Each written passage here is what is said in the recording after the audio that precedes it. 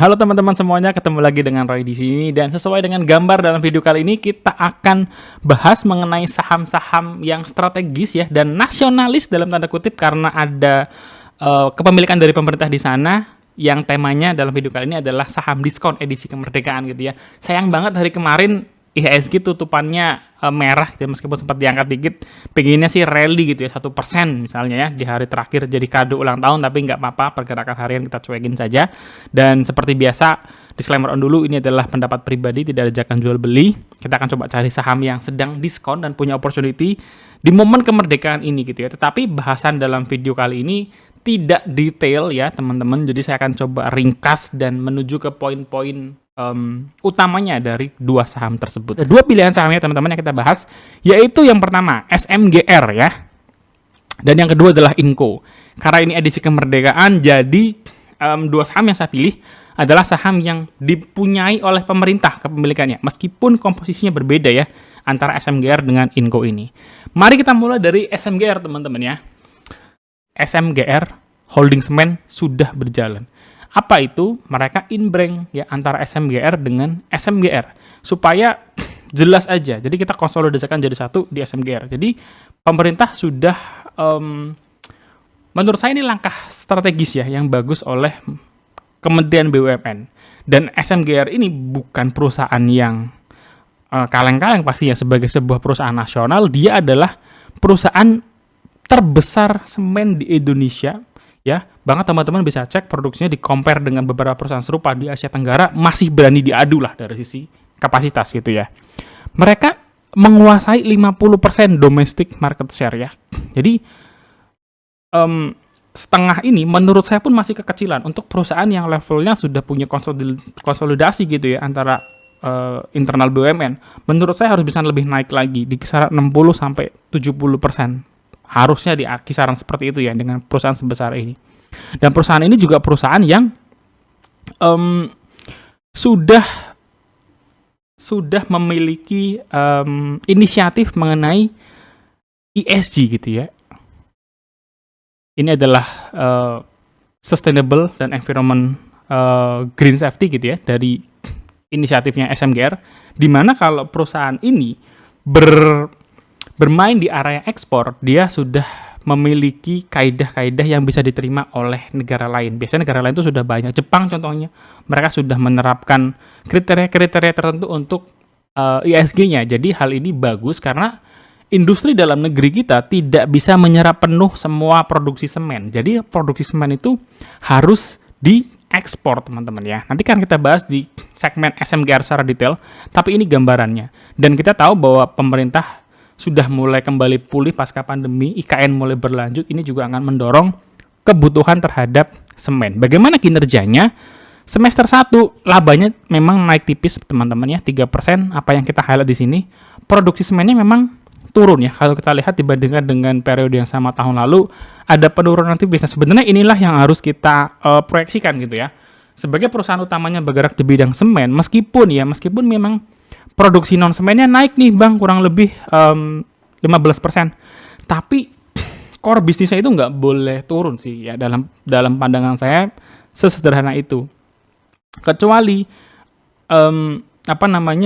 second streamnya itu sudah menjadi lebih besar lagi ya, mungkin itu beda cerita.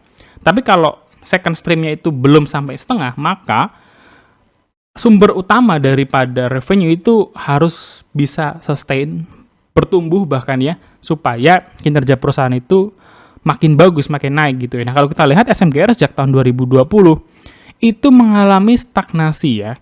Ini adalah pendapatan tahunannya, 2019 nggak ada, 2019 itu mereka all time high. Jadi setelah all time high, perusahaan turun dan stuck gitu ya. Ya nggak heran akhirnya market mengabaikan SMGR dulu gitu ya, meskipun kinerjanya sebenarnya secara fundamental ya nggak rugi sampai kayak perusahaan-perusahaan yang baru atau bank digital yang rugi masih. Tapi perusahaan ini tetap mencatatkan kinerja yang untung, tapi memang stagnan saja. Bagaimana dengan valuasinya? Sekarang PBV-nya di 1,1 kali PBV. Tapi kalau kita lihat dari min PI 5 tahun, dia under value. Harga sahamnya juga tidak kemana-mana ya. Ini harga yang memboringkan sebenarnya. 6.000, 7.000, turun lagi 6.000, 7.000. Buat yang swing trading, mungkin mereka suka memanfaatkan begini ya. Masuk di sini, keluar di sini, masuk di sini, keluar di sini. Sementara kita investor, kita beli di sini, kita hold terus nih ya. Nggak cuan beli lagi kan nggak. Jadi kita benar-benar hold dalam periode ini, katakanlah sudah setahun terakhir, harganya membosankan, nggak kemana-mana, meskipun ada dividen kurang lebih 3,5-4% yang setara dengan deposito setahun, maka ya it's okay lah ya buat ganti waktu tunggu kita mendapatkan deposito setara dengan setahun deposito di bank. Perusahaan ini secara profitability mencatatkan ROE 6%, ya, ketinggalan, termasuk dengan NPM-nya 3% itu kalah dibandingkan dengan kompetitornya. Siapa kompetitornya? Yang terdekat yaitu INTP ya, Indosemen ya. Ini catatan juga gimana efisiensi bisa dijalankan oleh SMGR supaya bisa meningkatkan NPM dan ROE-nya di tengah produksi semen yang menurun gitu ya. Lalu bagaimana proyeksi untuk SMGR sendiri? Pertama, market properti mulai pulih. Tandanya apa? Tandanya adalah marketing sales dari masing-masing emiten properti itu naik ya. CTRA, BSDE, SMRA ya. Marketing sales-nya tumbuh. Artinya mereka sudah terima duit duluan, begitu nanti waktunya pembangunan mereka akan order. Apa yang salah itu di order? Semen pastinya untuk kebutuhan pembangunan gitu ya. Nah, ini adalah tanda-tanda ekspektasi untuk meningkatnya produksi semen ke depan dan kinerja SMGR bisa kita proyeksikan karena faktor ini kedua. Kedua adalah mengenai bahan baku dan energi gitu ya. Paling penting tentu saja energi. Kenapa? Karena ketika batu bara mahal, SMGR benar-benar tertekan di sana ya. Tapi sekarang harga batu bara sudah mulai turun. Lalu ada proyek IKN yang mulai berjalan dan harapannya tetap dilanjutkan siapapun presidennya. Artinya ini juga bisa memberikan sentimen yang bagus buat SMGR. Berapa target untuk SMGR? 11.000 sampai 13.000. Masih jauh teman-teman. Jadi kalau best buy-nya di harga sekarang 6.000-an, 6.500 itu masih enak untuk mulai melakukan maintain buy. Jadi belinya pelan-pelan aja teman-teman. Tiap bulan boleh, dapat bonus, dapat THR boleh dibelikan gitu ya. Nanti dapat dana lagi boleh ya. Artinya kita maintain buy saja selama harganya masih cukup oke. Saham kedua yang kita bahas adalah saham Inco teman-teman ya. Jadi kalau SMGR itu kepemilikan pemerintah di saham SMGR itu besar, di Inco belum terlalu besar. Saat ini kayaknya di 20%-an gitu ya. Nah, Inco ini adalah perusahaan yang menurut saya sangat menarik gitu ya dari sisi hasilnya. Kalau SMGR tadi juga sebenarnya menarik juga, terutama karena porsinya yang besar di market share dan strategis kepemilikan pemerintah di sana. Kalau Inco ini dia memproduksi biji besi, tembaga, dan nikel. Perusahaannya terkemuka karena sudah beroperasi di banyak negara dan mereka tuh bermain di segmen yang saat ini banyak dibutuhkan ya, iron solution, biji besi, dan transisinya mereka sudah punya. Apa itu? Tembaga dan nikel. Kita kalau ngomongin nikel dekat sekali dengan baterai listrik gitu ya. Opung Luhut dengan Elon Musk yang benci tapi rindu lah istilahnya ya. Kadang dibilangnya akan invest, kadang nggak jadi dan lain sebagainya. Tapi kita nggak terlalu bergantung sama Tesla. Banyak kok perusahaan lain yang melakukan produksi baterai listrik. Jadi kalau Tesla nggak masuk pun nggak ada masalah kalau dalam pandangan saya gitu ya. Meskipun memang mereka kan punya nama besar. Nah kalau teman-teman perhatikan di sini, perusahaan ini tuh mampu mengoperasikan biaya dengan lebih rendah di tahun ini, year on year maupun quarter on quarter. Jadi di samping produksi yang bertumbuh gitu ya, ini salah satu catatan manajemen yang bagus, manajemen yang kuat gitu ya. Nah, inilah Inco teman-teman ya. Perusahaan yang sangat strategis kalau bisa dimiliki dalam jumlah besar oleh Indonesia. Gitu. Nanti kita akan bahas di slide berikutnya, tapi kita coba pindah dulu ke kinerja.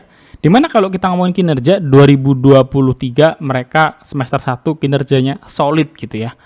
Kalau kita ngeliat di sini ya teman-teman, produksi biji besinya naik, produksi koper ya, tembaganya naik, produksi nikelnya turun sedikit, tapi kalau dalam diperbandingkan dengan kuartal yang sama tahun lalu masih naik juga. Jadi produksi dari produk-produk utamanya Inco ya, 3 besar ini itu naik semua. Laba bersihnya in total naik 10%. Sekarang mereka satu semester 2,5 triliun ya. nggak banyak perusahaan yang mencapai angka ini laba bersihnya gitu ya. Memang perusahaan-perusahaan besar, banking, pertambangan besar ya mereka sudah triliunan ngomongin. Consumer goods mungkin ya kayak ICBP, tapi nggak banyak perusahaan di IHSG yang mencatatkan laba sebesar ini. Nah, kalau kita ngomongin perusahaan yang sedang bertumbuh, Inco ini adalah salah satunya. Bukan hanya bertumbuh dari kinerjanya, tetapi mereka masih menjalankan proyek-proyek strategis. Apa itu? Hilirisasi ya, hilirisasi nikel. Ini adalah salah satu inisiatif yang bagus banget sebenarnya oleh presiden, bukan oleh presiden ya. Kita ngomong oleh negara gitu ya. Supaya apa? Supaya Indonesia ini nggak ekspor lagi yang mentah-mentah. Kita ekspor yang sudah ada bentuknya, yang sudah matang. Harganya bisa lebih mahal lagi gitu ya. Jadi untuk perusahaan seperti Inco yang sudah punya laba besar, meskipun laba ini naik tinggi gitu ya, kadang-kadang market meresponnya biasa aja karena kinerjanya dianggap tidak loncat. Yang loncat itu kan kalau misalkan kinerjanya tiba-tiba naik 50%, 100% ya, itu membuat market itu kayak FOMO. Laba naik tinggi, market FOMO, harga saham cepat bergerak gitu ya. Tapi untuk perusahaan seperti Inco yang sudah besar, capaian seperti itu masih kategori yang sangat baik, teman-teman. Secara valuasi, Inco juga masih berada di 1,6 kali PBV gitu ya, dengan koper dan nikel ya. Mereka sudah punya nih transisi kebutuhan terhadap metal, mereka sudah punya dua produk unggulannya. Produk dari Inco ini pastinya adalah produk-produk yang demand-nya di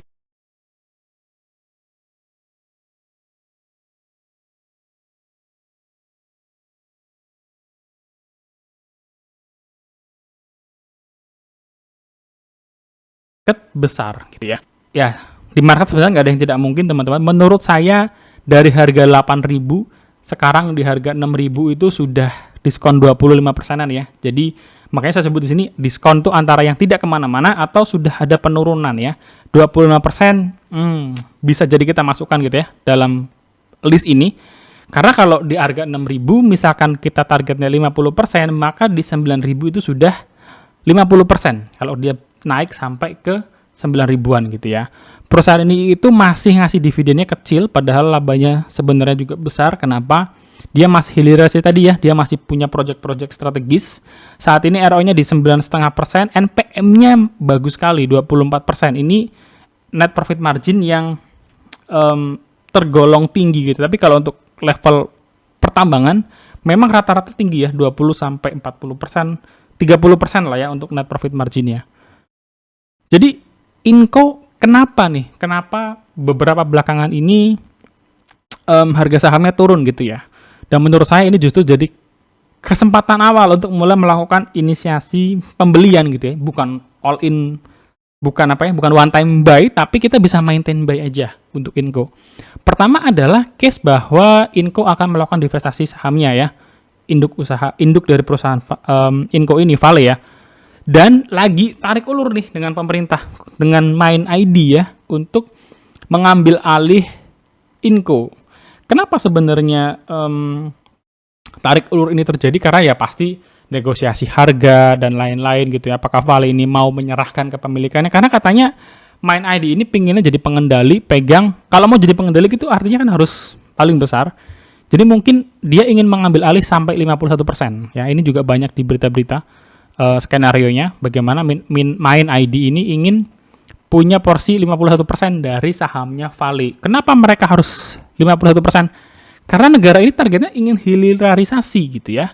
Kalau pemerintah bisa mengontrol dengan punya pemilikan besar, ya artinya kebijakan itu bisa dengan mudah dijalankan. Tapi kalau ngelihat Indonesia itu masih banyak korupsi, sebenarnya kalau kepemilikannya jadi besar banget ya versi negara, saya nggak tahu sih, nanti kalau ada isu korupsi malah ngancurin perusahaan yang sebagus ini. Itu adalah ketakutan di sisi yang lain ya. Jadi kita harapannya sih, kalaupun dibeli jangan sampailah perusahaan yang sudah bagus seperti ini dikotori dengan hal-hal seperti itu. Yang kedua, saham itu banyak dimiliki oleh investor-investor institusi ya. Teman-teman bisa cek di material presentationnya. Dan wajar karena mereka tidak ingin kehilangan pasokan nikel, the new sexy gitu ya. The new sexy commodity. Ya, kebutuhan ke depan makin tinggi kalau mereka tidak mengamankan sebagai pemilik saham yang punya komposisi cukup besar di perusahaan, ya akan sulit. Jadi mulai sekarang memang saham-saham dari pemilik-pemilik nikel ini mulai tuh ya ada aksi-aksi korporasi dibeli dan lain sebagainya. UNTR juga beli saham di negara lain. Itu merupakan apa ya? Sinyal bahwa banyak perusahaan mulai bukan meninggalkan ya, tapi nggak mau bergantung dari batu bara dan mulai membidik nikel gitu ya. Nah, dengan faktor-faktor tadi, saya memproyeksikan Inco itu di harga 12.000 sampai 14.000 atau di kisaran 3 sampai 4 kali PBV-nya teman-teman. Apakah ini mahal? Menurut saya nggak juga. Melihat dari bagaimana kualitas dan strategisnya perusahaan ini adalah salah satu faktor yang membuat saya nggak sensitif dengan AMMN ya. AMMN itu perusahaan yang luar biasa ya, luar biasa. Saya agak menyesal karena nggak all out di IPO-nya gitu ya, nggak all out di IPO-nya. Karena biasanya saham ketika IPO itu dibawa turun, tapi kemudian AMMN nggak pernah turun, so kepemilikannya ya di porsi saya nggak berasa untuk AMMN gitu ya. Ternyata sekarang sudah hampir mendekati beggar. Jadi kalau teman-teman waktu itu ikut AMMN, wah itu happy sekali. Waktu AMMN mulai bergerak 2000-an itu saya mulai lengkap membaca story-nya AMMN dan menemukan bahwa perusahaan ini adalah perusahaan yang sangat strategis gitu ya dari sisi bisnisnya, dan itu yang nggak heran ketika sekarang market mengapresiasi AMMN sedemikian rupa. Oke teman-teman, kita sudah ada di akhir video dan ini catatan akhir saya ya. SMGR dan Inco merupakan saham yang dimiliki oleh pemerintah ya, artinya ada unsur-unsur nasionalnya meskipun komposisinya beda ya. SMGR porsinya lebih besar sementara Inco baru 20%. Keduanya secara fundamental bagus gitu ya, saya nggak ragu. Fundamentalnya bagus, keuangannya bagus, SMGR dividennya juga setara deposito. Inco masih terus agresif gitu ya untuk berekspansi, menjalankan hilirisasi nikel, menggenggam proyek yang bagus banget ke depan dengan kebutuhan nikel yang makin besar, khususnya untuk baterai listrik gitu ya, kendaraan listrik. Sementara harga sahamnya membosankan gitu ya. SMGR harganya nggak kemana-mana sudah setahun. Mudah-mudahan dengan pulihnya market ya, beberapa kuartal ke depan kita bisa melihat seiring dengan pembangunan dari properti-properti tadi, kebutuhan semennya naik, ya kinerjanya naik, harga sahamnya SMGR mulai terapresiasi kembali. Saham beggar saya tahun ini yang paling menyenangkan saya adalah auto gitu ya. Kenapa? Karena membosankan banget waktu itu untuk hold auto. Harga sahamnya seperti SMGR gitu ya, naik, turun lagi ke situ, naik, turun lagi ke situ. Karena kita bukan trading, kita nggak bisa mengambil itu ya apa, low beli bottom, jual di mana gitu, jual di resist, kan nggak seperti itu. Ketika kita invest ya kita buy dan hold. Jadi dibandingkan dengan beggar saya dari mana ya, dari IMAS atau dari DRMA yang cepat-cepat gitu ya, saya lebih senang dengan beggarnya auto gitu ya, dengan beggarnya auto. Dan karena memang semakin hold panjang otomatis kita akumulasinya kan sebenarnya makin banyak gitu ya, kita beli lagi. Nah, beda dengan Inco ini penurunannya sebenarnya belum terlalu dalam, tapi kurang lebih sekitar 25%, dia turun dari 8.000 ke 6.000. Artinya kalau kita membidik 50% dari sini di harga 9.000 gitu ya, 1 atau 2 tahun kita dapat 50%. Nah, dengan dividen 2% jadi sekitar 27% setahun ya, which is ya cukup bagus gitu ya. Dan Inco ini turun karena ada sentimen itu ya, masalah divestasi dan lain-lain. Saya nggak ngerti kenapa ini jadi isu, karena apa?